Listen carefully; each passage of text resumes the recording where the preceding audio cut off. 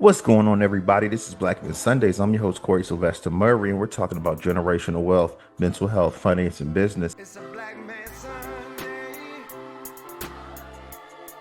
Time to put all childish things away.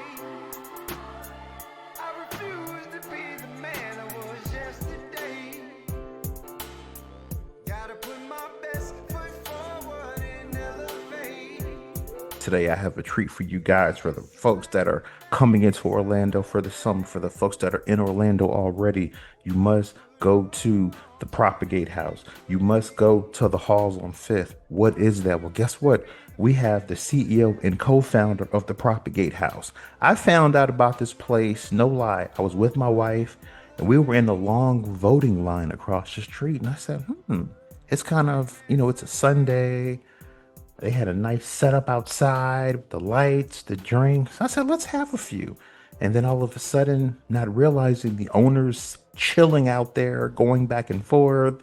She gave my wife some plants that are worth like a ton of money today. And I need some more of those plants today, by the way, too.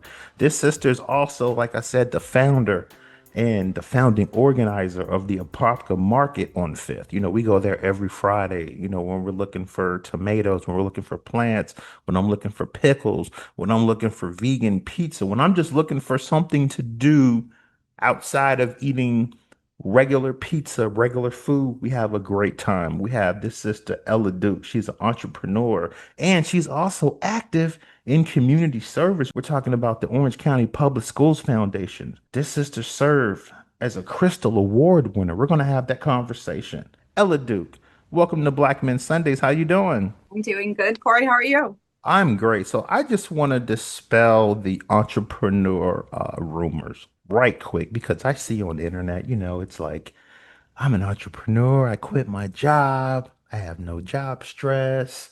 I go to lunch at noon every day. What do they call the Lunchables with the wine? Oh, the charcuterie boards. I eat the charcuterie every day for lunch. But I notice with you, every time I'm in the area, I bump into you.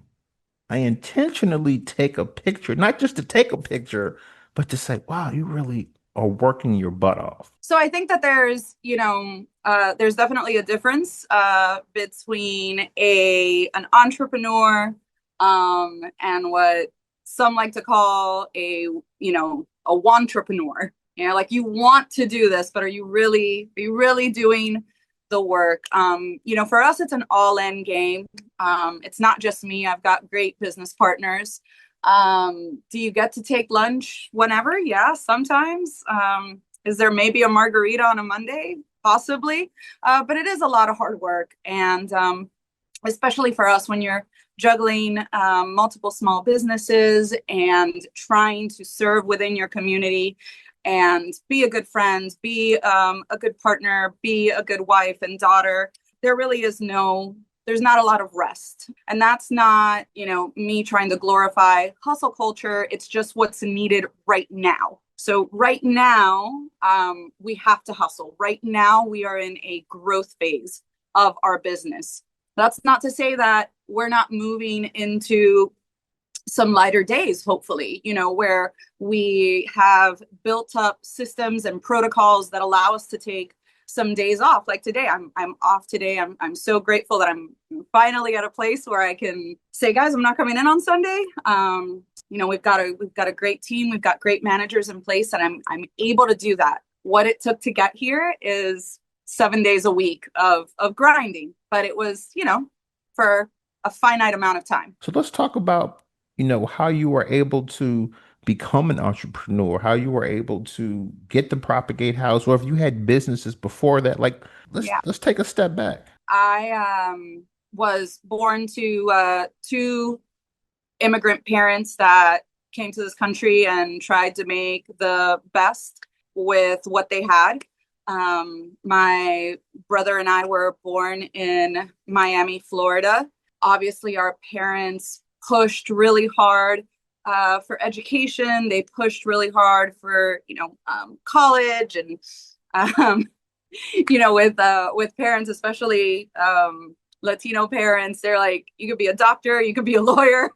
or you could be a banker. So I took the easy way out and I became a banker. And I did that for a really long time.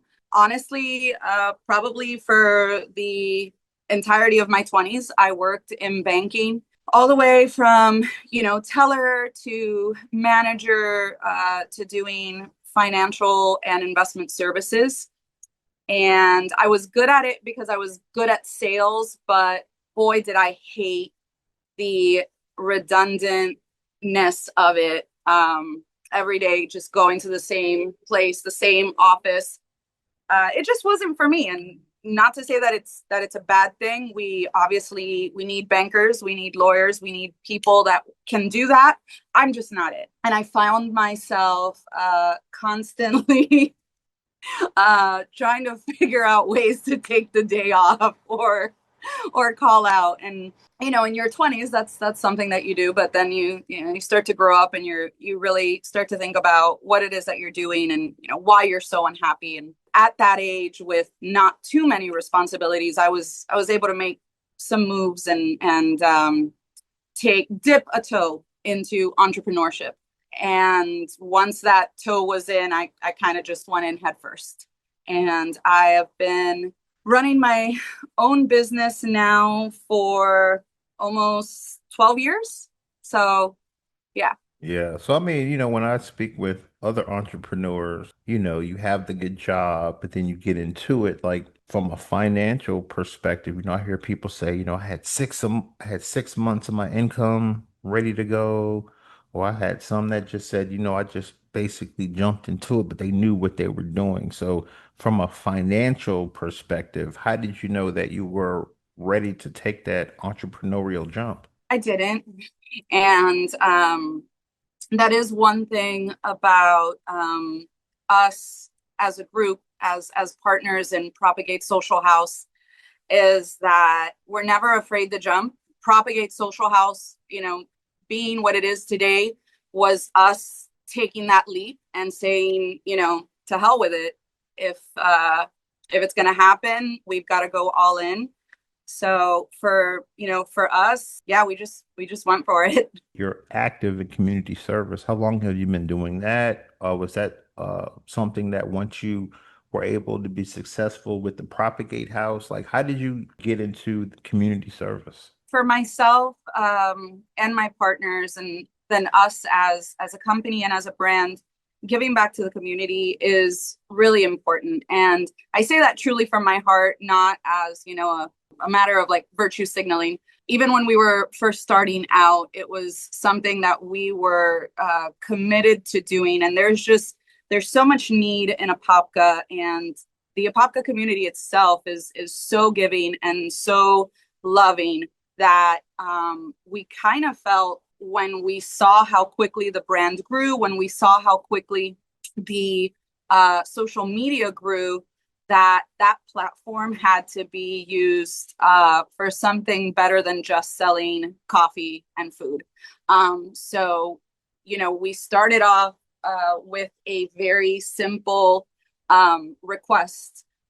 During the holiday season, our first year in business, we had a teacher reach out to us from a local high school. Shout out to Miss Wallace, and say, "Hey, I've got a couple of kids in really bad situations. Was wondering if you guys might be able to help with some presents."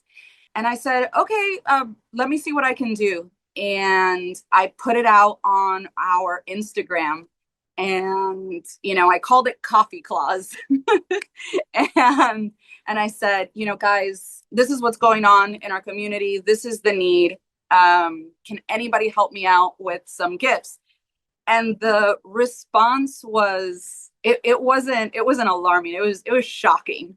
The way that like the community came together and it just poured into these kids. And every year it's gotten bigger and bigger. And then last year I got onto the board of the Apopka Serves Foundation. That's us. And they very generously allowed me to really run with this idea that I had for the type of community service that we wanted to do. So, everybody always takes care of the elementary school kids. Everybody always takes care of, our middle school kids. You've got Angel Tree and Shop with a Cop and all of that. But as the kids start to get older, things like that don't really exist for them. And I just thought, especially growing up where I did in Miami and seeing the effects of, not the best types of friends and drugs and all of that on children, that those are the kids that we really, really need to pour into, because at that age, they are starting to make decisions in their lives that are going to affect the trajectory of it. So if more people can really start to pour into kids when they're in that age group and show them that they do care and that the mentorship opportunities are there for them, it would make a whole lot of difference. So we were able to, through the Apopka Serves Foundation, get over 150 kids to the deck at Propagate last Christmas.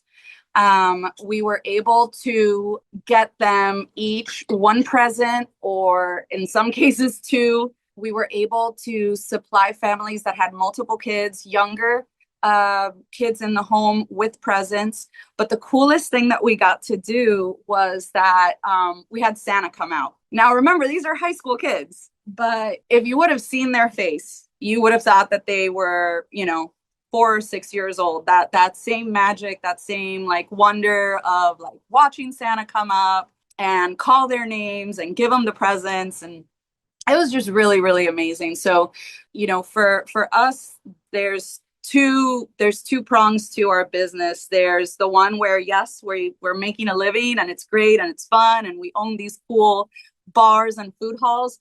But in the other is that we get to use it for good and to make a difference in a lot of kids' lives, which is, it's great. And one thing that I keep hearing in your conversations, my partners, because, so how do you, when you're going to be an entrepreneur, when you already have a business set up, how do you select who you're going to partner with? I own 2 businesses on my own before linking up with the partners that I have now.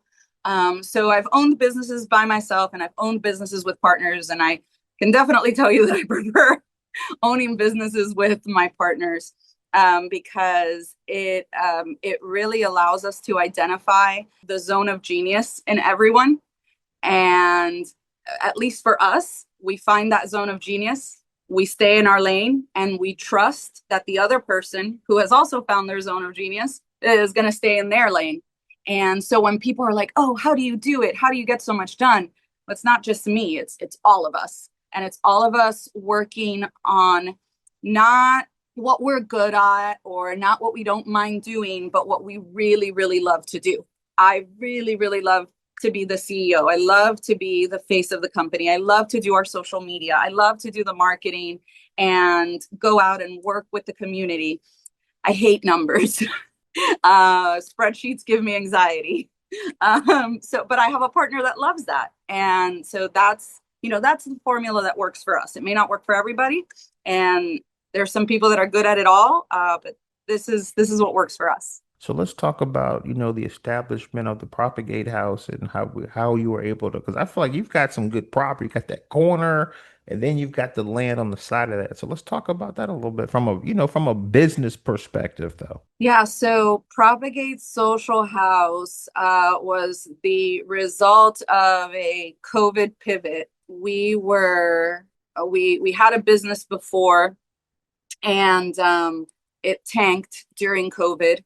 We were dead in the water by March of 2020, and we moved out to Apopka because we didn't really know, like everybody else, where we were going with this, what was going to happen. And my husband found out that Apopka had a brewery that had just opened Three Odd Guys Brewing, two doors down from us. And so he called them up and asked them if they had a run club, because now, mind you, we had moved to Apopka from downtown Orlando, where he got to enjoy going to a few of the run clubs out there. And it's something that he really liked to do. One of the owners picked up the phone, said, no, we don't have one. He's like, well, would you like to start one? And, they said yes. And it grew because everybody was looking for something to do while still being able to social distance.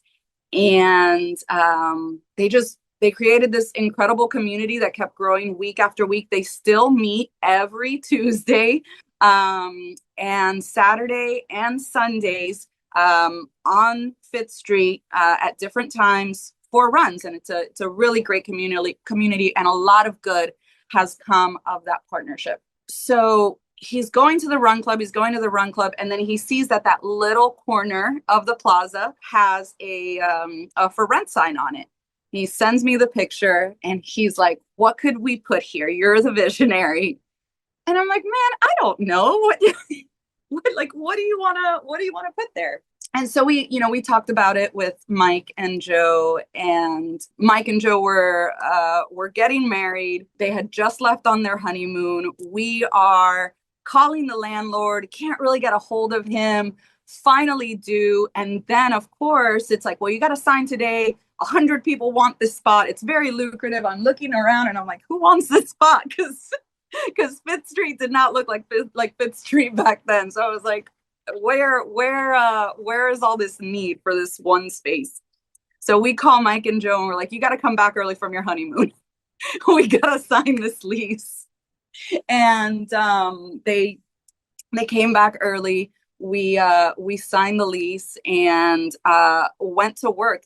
Actually that night they started tearing stuff out, and I started calling contractors. Joanna started budgeting for everything that we were going to have to buy. And I think it took us 4 months. We did everything that we could without a permit, and then obviously got electricians and plumbers and stuff like that involved. Then we opened, and the rest is history. Well, that's great information. Yeah, because when I noticed, it seemed like it moved quick. I met you through the wife. I was like, oh, that's the plant lady. Oh, no, that's the propagate lady. But then all of a sudden, you start seeing, as we're on Fifth on Fridays for the marketplace, you start seeing, halls on Fifth coming soon. I'm like, what's that? My wife's like, it's the building there. I'm like, but it's blacked out. I thought, a lot of times when I see a building blacked out, they normally have like some issues going on, some termites or something. But I was like, they're just setting up a business. And then when it opened, then I saw you in there. And I was like, the plant lady? Like, what are you doing over here? Then I started noticing you every time I went. And my wife was like, no, this is hers too. And I'm just like, oh, she's doing it big. So, let's transition into the halls on Fifth. Let's talk about, there's a lot of people, like I said, our shows catered in Orlando, but it's a lot of people from all over the country that are going to come. They're going to want to check it out. So what is halls on Fifth? Where did the idea come from? And how did you get involved with that? Immediately when we started Propagate because we saw an opportunity. Coming from Orlando and seeing districts like Mills 50 and Thornton Park and the Milk District come alive, just because a few entrepreneurs got together and said, let's make something happen here, was very inspirational for us. And so we saw Fifth Street and we're like, this is so cool. You're right across from City Hall. You have, an entire community that lives around you. This could be something. So, we opened Propagate knowing that it was never going to be just Propagate. We were always going to try and do more. We didn't know what that was then. So we started with the farmers market because Apopka had lost it. And we said, well, what a great opportunity to bring people downtown. People, like I said, there was nothing going on downtown, so people weren't really going there. Apopka's a bedroom community. They live here, but they play somewhere else. So we're like, let's start a farmers market. And so we start the farmers market first it was on our property, then it was on then it was in the parking lot, and now it's the whole street. So that was one phase of the Fifth Street activation that we wanted to see happen. And then across the street was Hall's Feed. Hall's Feed was at the time the second oldest running business in operation in Apopka, owned by the Halls family for 3 generations. And the gentleman that owned and operated it, Chris Hall, super nice guy, saw us building Propagate. In the beginning, he would kind of just stand there and shake his head and be like, they're crazy. But then, after a while, we kind of developed a rapport and eventually a friendship with him. His daughter actually works for us now. And, Apopka had wanted a food hall for a really long time. And one had been said to be coming closer to where the Hilton is, but it never materialized. And so I started doing, some digging, some investigating, and figured out that, okay, it's definitely not happening. Enter our 2 other partners who are the partners in the food hall. And I went to them and I said, guys, crazy idea. What if we see if Chris is willing to sell the building and we turn it into a food hall? And everybody agreed. They liked the idea. They saw it as an amazing opportunity and a huge gap that needed filling within the Apopka community. I approached Chris. Funny enough, he said, I was just thinking today that that's what I want to do. I want to sell. I want to retire. And we immediately went into contract, and then Halls on Fifth opened. Got you. And let's talk about halls. 'Cause, you mentioned the Milk District, and Yeah. I even see one near the station, right? It's like, what is it, OBT? But before you get to downtown, they have like a little hall set Yeah. up over there Yeah. too. Yeah. Yeah. So yeah, so is like, what is the idea? Because I'm starting to see that all over the city where, you walk into one place and it's cafeteria style, but it's high-end eating. Yeah. So, Yeah. so I guess my next question for you is like, what did that idea, did the idea come from the other halls? And how did you go about getting the restaurants to say, hey, I want to To agree be to in come to a here. Popka. Yeah, and I want to be in here and I want to be able to make some money here. Like, how did you like where did that vision and that business plan and that perspective come from?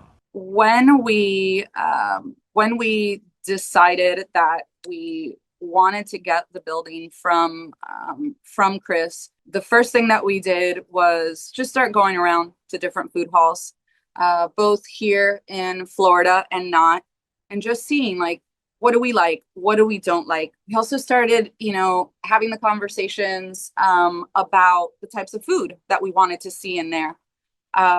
We wanted to make sure that we were going to complement and not compete with anything in Apopka. It's a very big town, but it's still a very small town.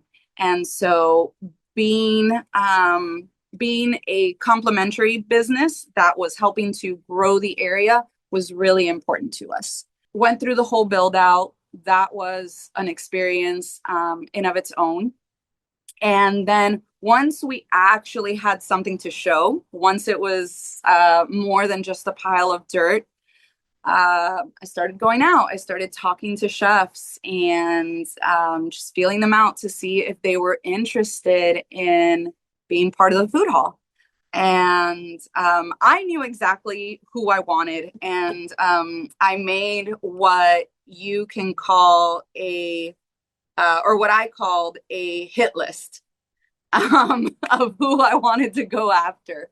And from my hit list, I got 4 out of 6, which was really nice. Yeah, and we'll get into that later because I see my brothers are on now. I'm like little Michael from the Jackson 5. I can hog the mic all day. I'm gonna get one more in, then I'm gonna let Okay. my brothers chat with you for a second. But going back to from a financial business perspective, partners, how much easier is transitioning? Like you still have the Propagate house. then you go into the halls. Are these the same partners, or do you have different partners for each? Like, and how do you, I guess, for the new entrepreneurs that are listening, they're saying, you know what, I want to do what she's doing.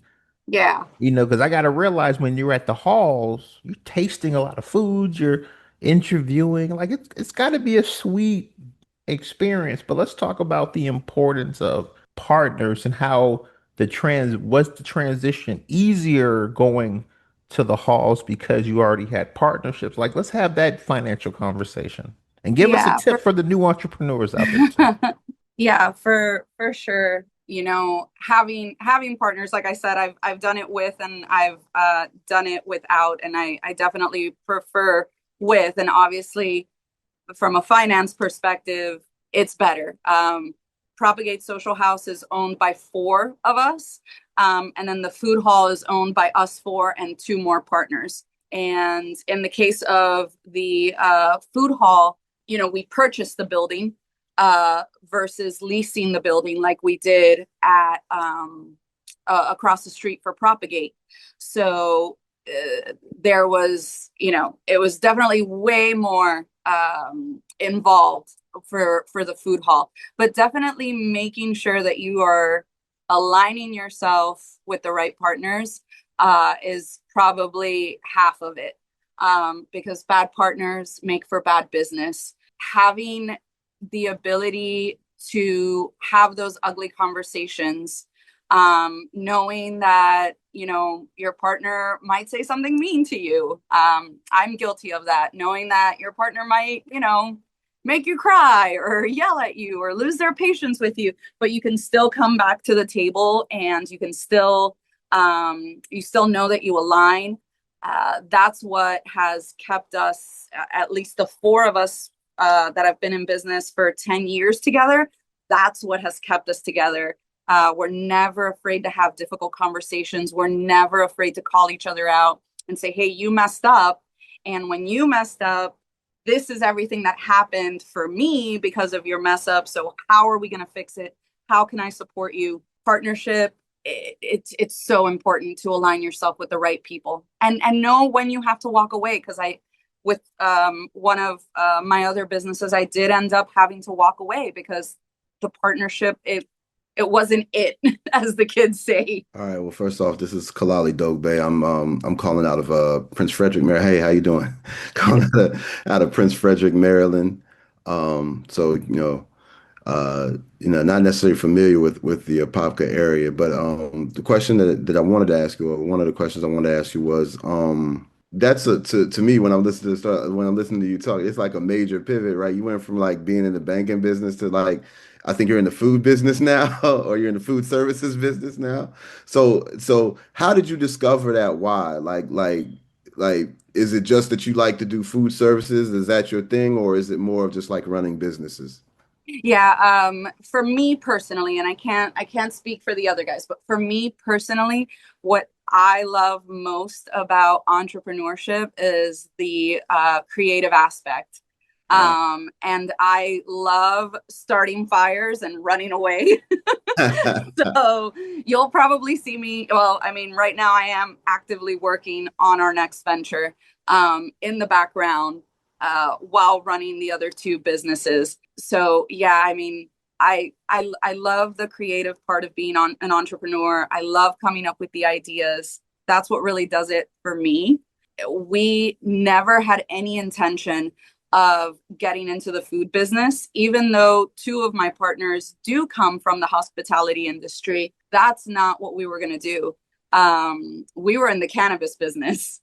So we were not, we were nowhere near food. But like I said, it was the COVID pivot, and we legal cannabis. Let me set the record straight. Legal cannabis. Um, oh, but it was, that's also a service. Y'all in the service. but it was the COVID pivot, and honestly, I wouldn't change it for anything. We're having so much fun.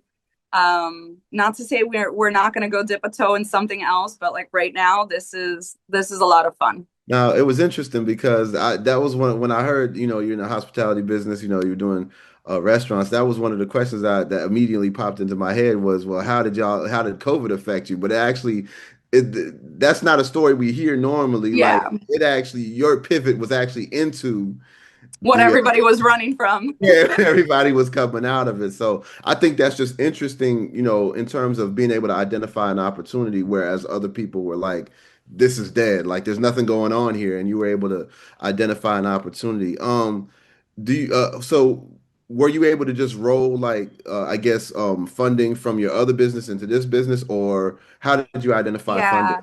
Yeah, so that's actually probably a good little nugget to share. So we had come to a crossroads. We were going to either have to invest an obscene amount of money to stay in the cannabis industry, or we could walk away somewhat whole and start something new. And so there was a lot of ego there from having built that business on our backs, and letting it go was not something that anybody wanted to do. We were having a great time. We were traveling. We were, riding the high, no pun intended.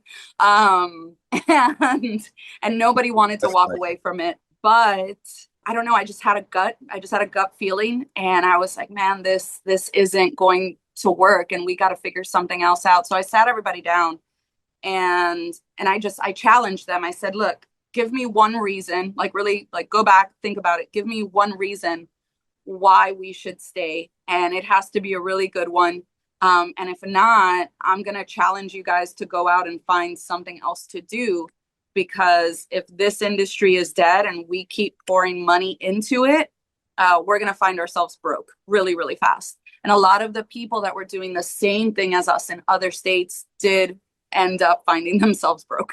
So I'm glad that we were able to know that it was time to fold up and not be so attached to, who we were and what we were doing. And we were able to get out at a good time. That's awesome. That's awesome. Definitely appreciate you taking time with us. Love your entrepreneurial spirit. Hey, how's it going? I'm Ray out of Rockledge, Florida. Hey, And how are again, you, th Ray? I'm good. I'm good. Thanks for hanging out with us on Yeah. this Sunday. So I have, I guess, a two-part question. I have two questions, but one's a two-part question. Yeah. So I'll start with that one first. So that one is, so what's been, I guess, as an entrepreneur, what's been the single biggest hurdle you've had to overcome, I guess, being having your hands in so many different businesses. And on the flip side of that, what's been like your proudest moment out of all the businesses that you have your hands in currently? Well, like I just talked about, definitely having to make the decision to leave our last business in the cannabis industry was at the time felt to me like the biggest failure. But if I had to, at the time, that's what it felt like. But if I had to pinpoint what actually is, and you're probably not going to like this if you have kids, it's the time that I lost with my kids. Because when you're a for real entrepreneur, there's, it's every weekend, it's holidays, it's, sorry baby I can't, it's a lot of that, and you blink and my son is in his fourth year of college, and my daughters are 18, and Right. it was 2 seconds ago that they were babies, and you don't get that time back. But I think that that's the trade-off that unfortunately you got to make if you want this life. And not to say, because they, now that they're older, they're like, no mom, you were there. There was never a time when we called sick from school that we ever had to wait. You dropped everything and you Right. came. So like that was the nice thing, right? Is that I did have those opportunities that maybe parents with corporate jobs don't get. is that if they needed me, I could drop everything and go. But the day to day, that kind of sometimes feels like a blur. So I'd call that the Right. failure. And then the big, yay is kind of happening now where people are seeing what we've done, they're seeing what we're capable of, and they're reaching out with new and really exciting deals. What we're working on right now, which I can't get into the details of, but basically they reached out to us and they're like, we love what you're doing. Can you come do this over here? And, like, let us know what you need, how we can make this happen. Basically write it, write what you need and we're going to make it happen. So that's really cool, because like I said, we never had any intention of being in the hospitality industry, but by the grace of God, we're good at it. And like I said, we're having a great time. And I think that feeling, the fact that we're always having fun, the fact that we find so much joy in what we get to do, people want to be a part of that. And that's really cool. Right. Awesome. Oh, thank you for that question.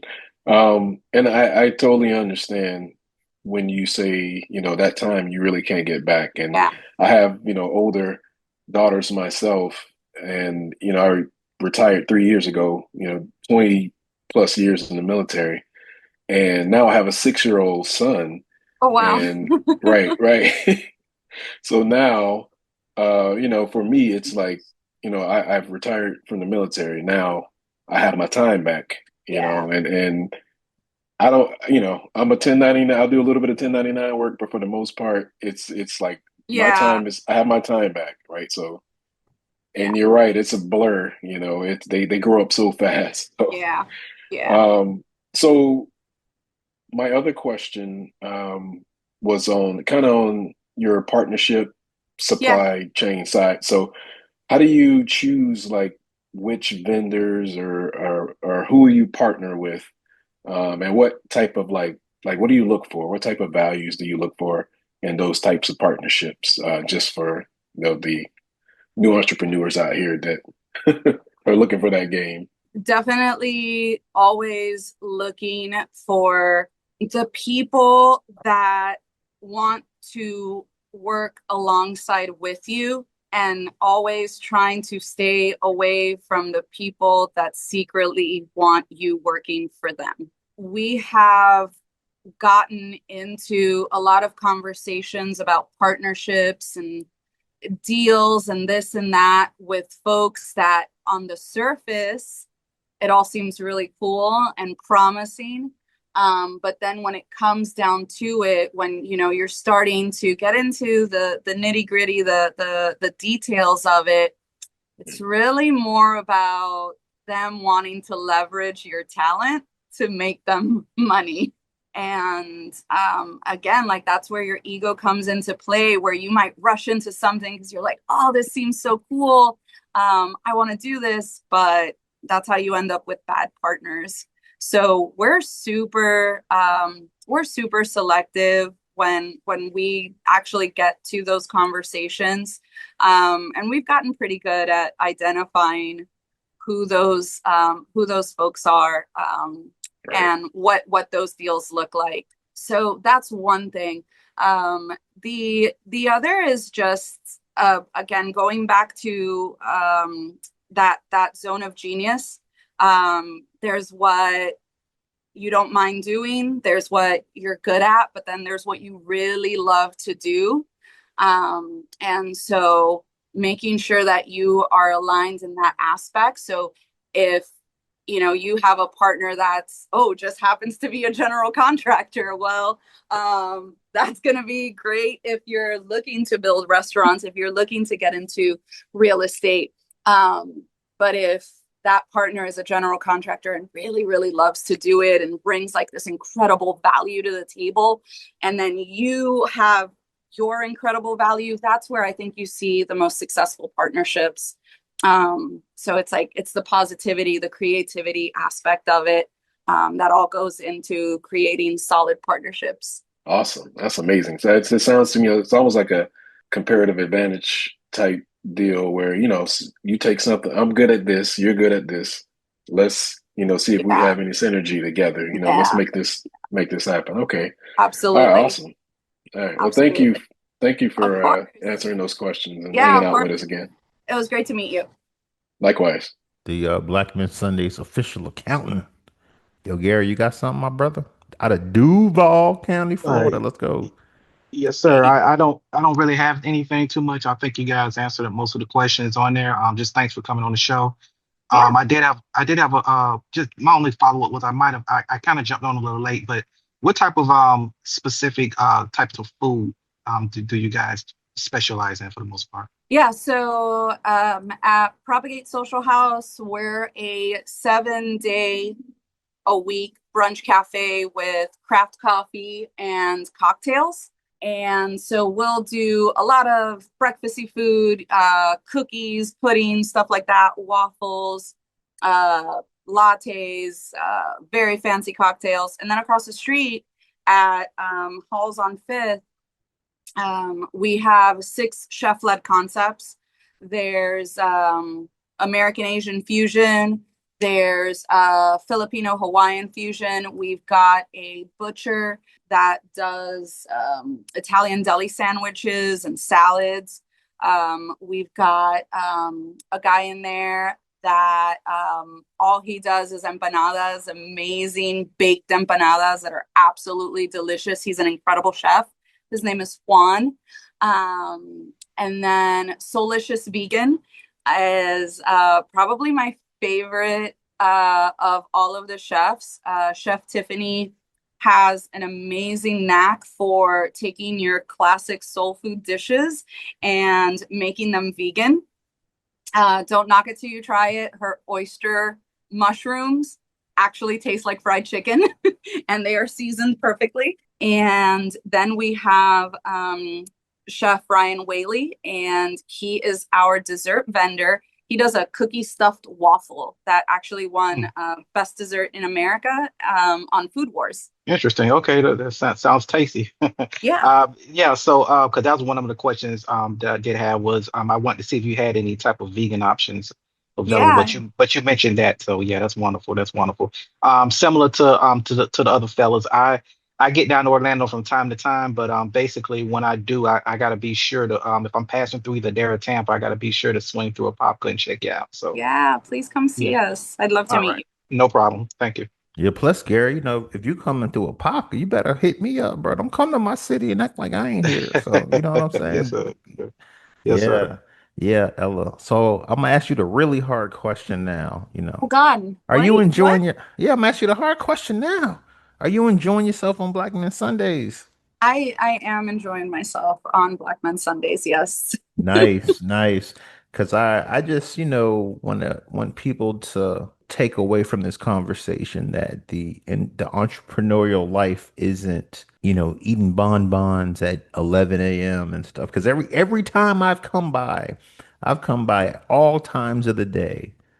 And I've always bumped into you, I always take a picture with you, and then I always say, you know what, she's the real deal. And it's always funny when I ask you, I'm like, man, you're always here. What keeps you going?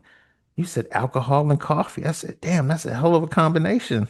Yeah, yeah. So let's jump back into it real quick before I let you get out of here. Um, so for people that are coming to Orlando, for people that are in Orlando, because Apopka's, north of Orlando. A lot of people think Orlando, no, Orlando is broken up into many Yep. different cities. So how can they get in touch with you as far as on Halls on Fifth? Yeah. Cause my wife's telling me, hey, Halls on Fifth does something fancy where you have like that front fancy room. And so let's talk about some events that you have going on during the Halls on Fifth. Yeah. Some of Yeah. that, some of that exclusive conversation. Let's Yeah, go. yeah, yeah. So definitely follow our Instagram at Halls on Fifth, 5TH, not spelled out. That way you can follow all of the chefs within the food hall and see what they've got cooking. On Tuesday nights, we actually just started Domino Night, which I'm super excited about, being a Cuban American, because it's something that we used to play back home all the time in Miami. We hosted our first one this last Tuesday, and the community came out. I had no idea that there was so many secret domino loving people hiding out in Apopka. So we were super stoked with the turnout. That's going to happen every Tuesday from 6:30 to 9:30. September 5th, the Friday night farmers market comes back. We are on hiatus. But September 5th, we come back strong, 40 plus vendors. We do a couple of food vendors. There's always live music going on everywhere on Fifth Street. So that's a lot of fun. And then the PDR or the private dining room at the back of Halls is a great room. It's called the Hay Room. It is where Chris, the former owner, used to keep the bales of hay, which is hilarious because now it is a very upscale private dining room. So you can book the hay room during lunch if you're just meeting up with friends, having a business lunch. But you can also book it at night. When you book it at night, you book with one of the chefs. Just about all of our chefs have a fine dining menu. So it's not what you are eating when you go to the food hall. It's the whole other side of them. So it will range from 4 courses to 11 courses, depending on who the chef is, and can range anywhere between $70 and $150 per person. Again, depending on the chef, how many courses. But you can find all that information on our Instagram and our Facebook. It's very, very cool. We've done a few of them since opening in May, and they've been really well received. Got you. And I was looking at your bio. What's sommelier? What is that? What's that? I'm like sommelier. What's Yeah, that? a sommelier. It don't get excited. I'm a lowly level 1. A lot of people drank through COVID. I drank, but I learned me something. So a sommelier is someone with a vast knowledge of just wine history, winemaking in general. There are many levels, the highest being a master sommelier, which I believe there's only about 230 worldwide. So it was just something that I did during COVID. It was a lot of fun. I love wine. I learned a lot, and it's not a bad thing for what I do now. I come to the halls a lot. I come get my wings, and I've had the vegan spot a few times. It's really good. But Mm-hmm. my thing is I've never had that experience in that front room. So do I need to make reservations for that? Is there something I can just pop into Yeah, during brunch hours on the weekend? Like is that exclusive? Like how it can I is. get involved Yeah, with that? yeah. Just shoot me an email. Just shoot me an email. That's what you do. Oh, is that And easy? yeah, it's that easy. Okay, No cool. Well, password. No password required. there we go. That's what I'm talking about. Ella Duke, thank you so much for Thank spending you. some time out of your Absolutely. Sunday, coming on Black Men Sundays, because every time I see you, I'm like, she's never off. I'm Like off. never. I'm I off right now. know. And this is awesome. So again, Ella Duke, thanks for coming on Black Men Sundays, the Thank you. CEO, co-founder of Propagate House, the co-owner of Halls on Fifth in Apopka, Florida. Thanks for sharing some gems with us. Coming on the show. I appreciate you. Thank you. It's a black man Sunday.